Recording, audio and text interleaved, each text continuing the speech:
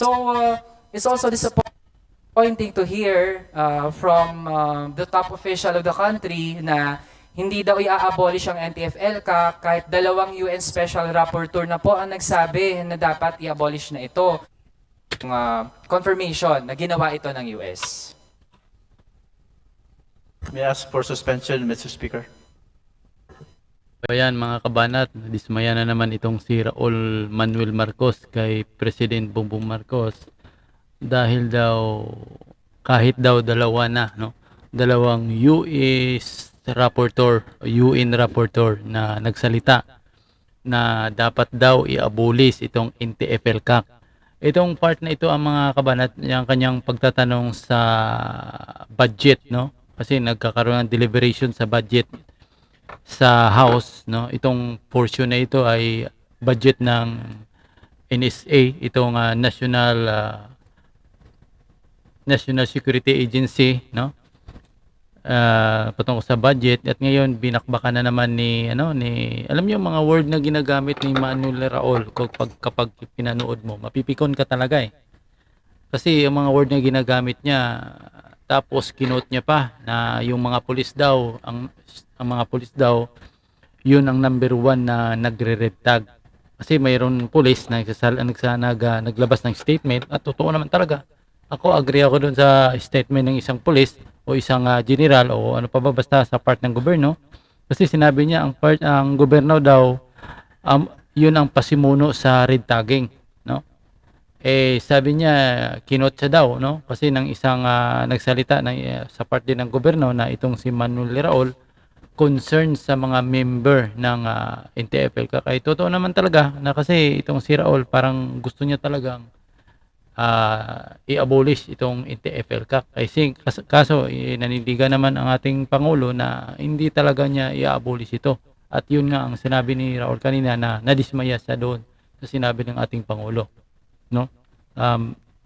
Panoorin niyo itong kanyang pagtatanong, kayo nung humusga dito kay Manuel Raul sa kanyang mga pinagtatanong dito at ang mga salita na mga pangit na mga word. Iwan ko lang bakit itong sabagay, itong mga congressman kasi kapag nasa kanilang pulpito sa House ay untouchable yan mga kabanat. Kahit anong sabihin nila dyan, sila yung makapangyarihan dyan. Kahit magmura yan mga yan, kahit anong galit, anong pagalitan ka, powerful. Kasi itong mga congressman kapag nasa kanilang pulpito sa House, parang ano sila yan, mga hari, hindi magalaw-galaw mga kabanat. Kasi cover sila sa may sila, cover sila sa hindi sila masampahan ng kaso, kahit anong nila. So yan, panoorin niyo ito mga kabanat. Hear from our public officials, in line ang mga sinasabi natin dun sa paggampanan ng ating mandato. Mr. Speaker, on August 8, 2024, National Security Council Assistant Director General Jonathan Malayo said, "Why, and I quote, why is Representative Raul Manuel so concerned about the membership of NTF-ELCA?" Mr. Speaker, hindi po kasi pwede na parang gaya tayo ng Vice Presidente na nag-e-evade ng mga tanong. For 2025, Mr. Speaker, kasi ang nabanggit ay it's the Office of the President na siyang pinagkukunan ng budget for the NTF-ELCA Secretariat. So mula dun sa OP budget, ibig sabihin merong pagkakaunawa na merong budget ceiling na 73 million lang, which is different. Iba pa po siya doon sa budget proposal ng National Security Council. Tama po ba? Yes, po. You are correct, Mr. Speaker, distinguished interpolator. Okay. Mr. Speaker, saan po sa OP budget kukunin yung 73 million? Kasi nakaspecify po lahat doon eh. Kung meron pong bulk fund doon for national security concerns, yun po ang either confidential funds or intelligence funds. Mr. Speaker, distinguished interpolator, hindi po with your indulgence, hindi po namin malaman o ma-identify kung saan po nanggaling sa Office of the President in particular. Okay, thank you for that, Mr. Speaker. In terms of the staffing pattern, kasi merong executive director ang NTF-ELCA, sino po ang mga iba pang opisyal ng NTF-ELCAC?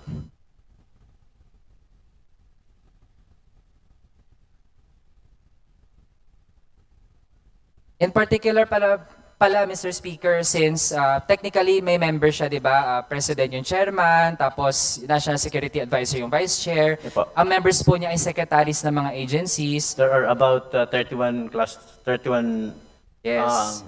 members na head Aha. ng national government agency. Pero in particular pala, Mr. Speaker, sa Secretariat, bali sino po yung mga pinamumunuan ng Executive Director? Mas yun po pala yung gusto nating malaman.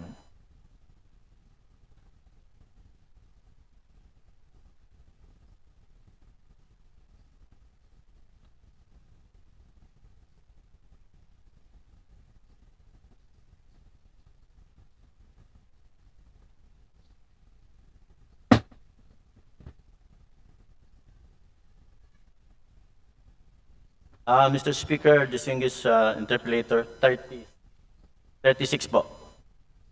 36 po, Mr. Speaker, Ang yung official, ang OP approved items. 36 items for the NTF-ELCAC Secretariat. Yes.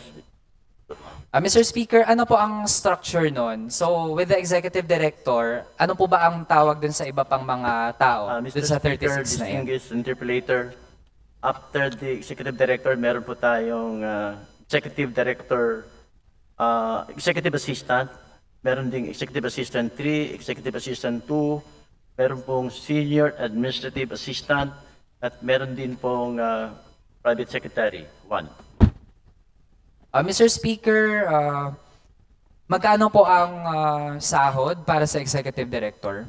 Ang salary grade po ng Executive Director is 30, SG 30. So, equivalent po yun sa magkano? Yun po ay sweldo po yata ng ating USEC. And how much po yung It's amount? around 190,000 gross. Para sa mga other members of the Secretariat, Mr. Speaker. Mr. Speaker, distinguished interpolator, ang iba po ay ang Executive Assistant, meron pong salary grade na 22. Meron 20, may 18, 15, at saka 11 doon sa Private Secretary. Okay, thank you, Mr. Speaker. Kasunod po, in terms of the remarks or statements of officials representing the NTF-ELCAC na bahagi din ng National Security Council. Ito, Mr. Speaker, gusto lang nating state for the record. Kasi gusto natin kasi when we hear from our public officials, in line ang mga sinasabi natin dun sa paggampan ng ating mandato. Mr. Speaker, on August 8, 2024, National Security Council Assistant Director General Jonathan Malayo said, "Why, and I quote, why is Representative Raul Manuel so concerned about the membership of NTF-ELCAC?" Mr. Speaker, hindi po kasi pwede na parang gaya tayo ng Vice Presidente na nag-e-evade ng mga tanong. Mr. Speaker, we are legislators, we are doing our job, at dapat alam po yun ng mga kapwa din natin opisyal. So dapat po hindi sila magtago, hindi sila ma-offend kapag nagtatanong tayo regarding their agencies na ngayon din naman ay ginagawa namin, ako at ang ating distinguished sponsor. If they are so concerned sa pagtatanong natin, then it's actually up to them, Mr. Speaker. Nasa kanila yung burden para sumagot, mag-present, i-defend yung kanilang proposed budgets. So this goes both to the NSC and to the National Task Force ELCAC.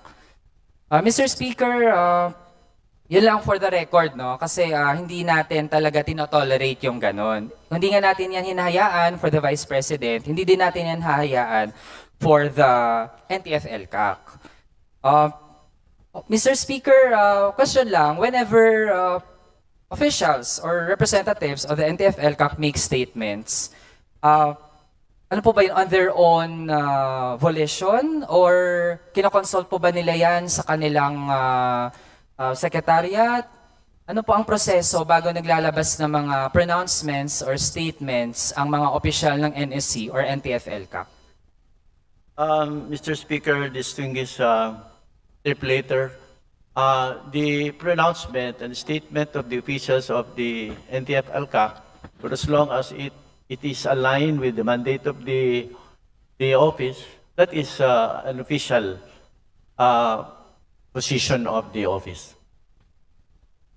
Kasi Mr. Speaker, for example po, si Yusek Torres, si Executive Director, meron din po ay merong mga sinasabi regarding members of the House, no, na dapat gawin or di gawin, no? So actually, Mr. Speaker, sa bahagi nga natin kapag nagtatanong tayo, para minamasama pa nga ng ilan sa NSC tsaka NTF-ELCAC.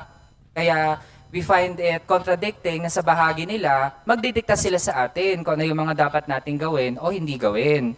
So, Mr. Speaker, nandyan din halimbawa kasi July 16, 2024, ang spokesperson ng Legal Cooperation Cluster. May we know, Mr. Speaker, sino ang spokesperson ng Legal Cooperation Cluster ng NTF-ELCAC? Mr. Speaker, distinguished interpolator, Attorney Santos po. Ano pa ang full name niya, Mr. Speaker?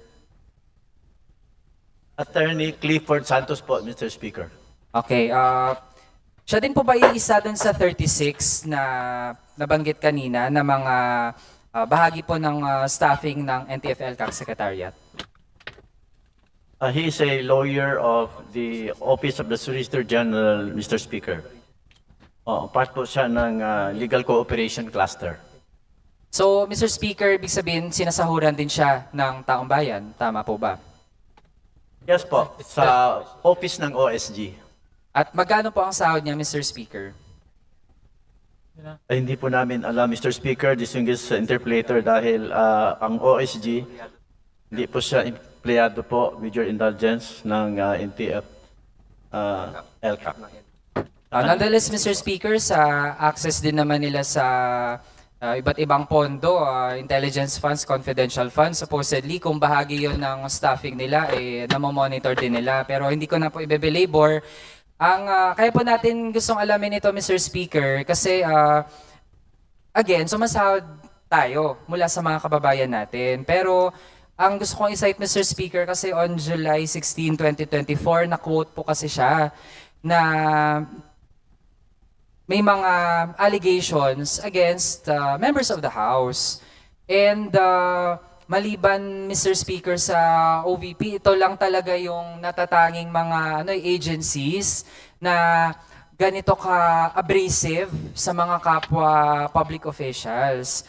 Mr. Speaker, bahagi din ng article na yon kung saan cited si Attorney James Clifford Santos ay fake news laban sa ating kapwa mambabatas na napakasipag na si ACT Teachers Rep. Franz Castro. Kaya po talaga ay tingin natin kung dapat sulit yung paggamit natin ng pondo ng bayan. Lalo pa coming from the Mr. Speaker na dapat puksain ang disinformation, ang misinformation, di ba? So hindi po pwede na sinasabi nila goal nila yon, pero sila din ay mga ahente ng disinformation tsaka misinformation. In fact, Mr. Speaker, ang article pala na sinasite ko, article siya sa SMNI. So tayo, di ba, gusto na nga natin matigil yung operations ng SMNI, tayo sa House, di ba? Pero nabibigyan po natin ng ganitong mga output ang SMNI, 'di ba? Dahil may ganitong mga sinasabi ang mga opisyal ng NTF-ELCAC.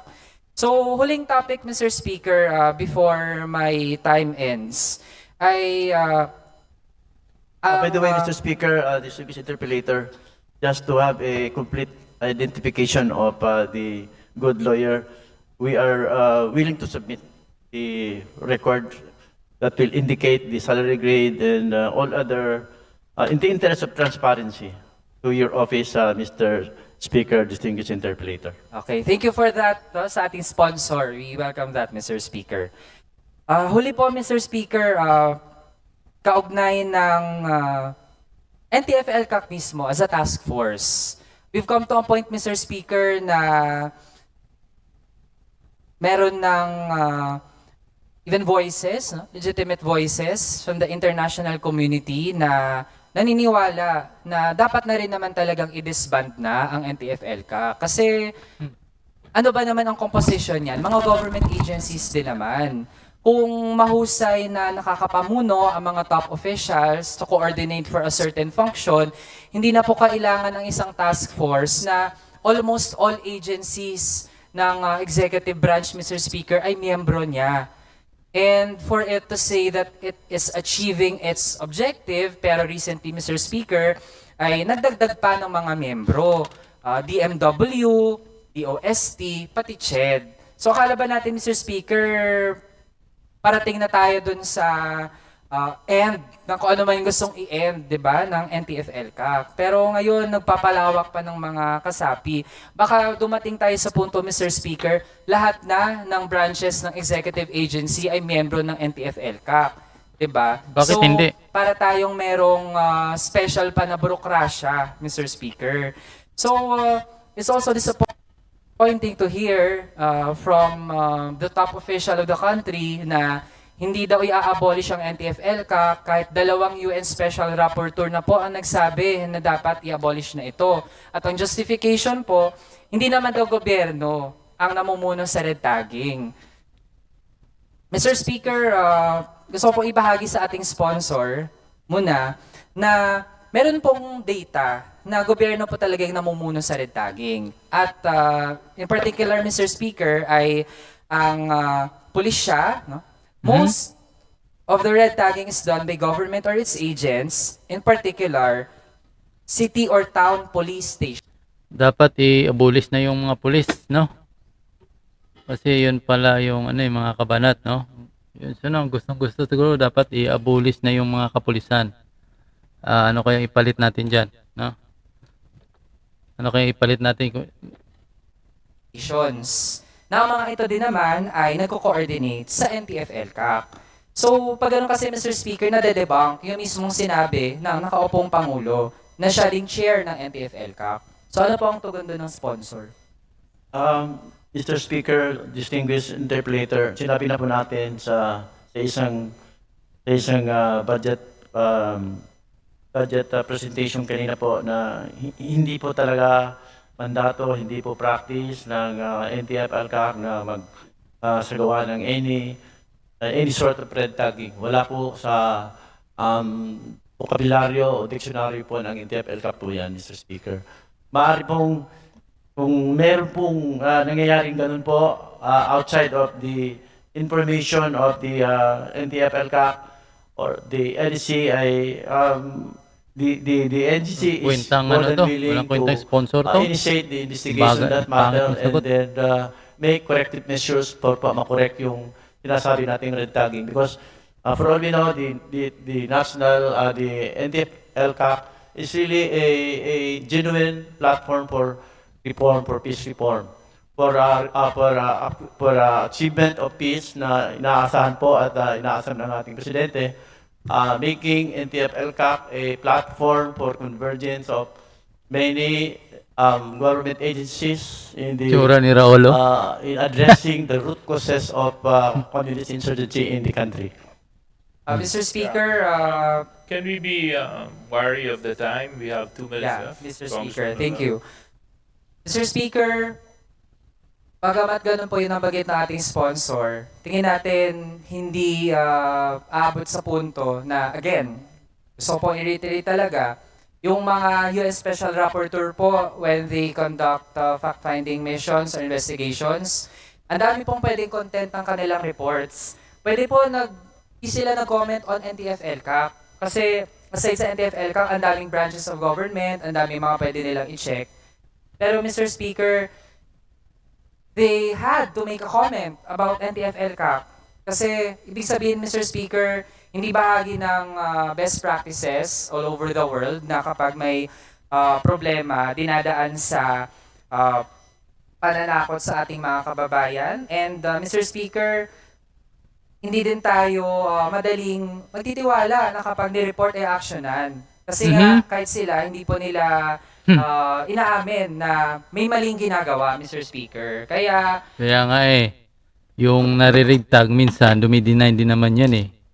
Sino ba yung nga sinasabi, walang magnanakaw, no? Na aamin na siyang magnakaw. At least unless kung maano mo siya na maatuhan mo talaga siya. Itong si Raul mga kabanat, grabe talagang init sa ulo dito sa NTF-ELCAC, no?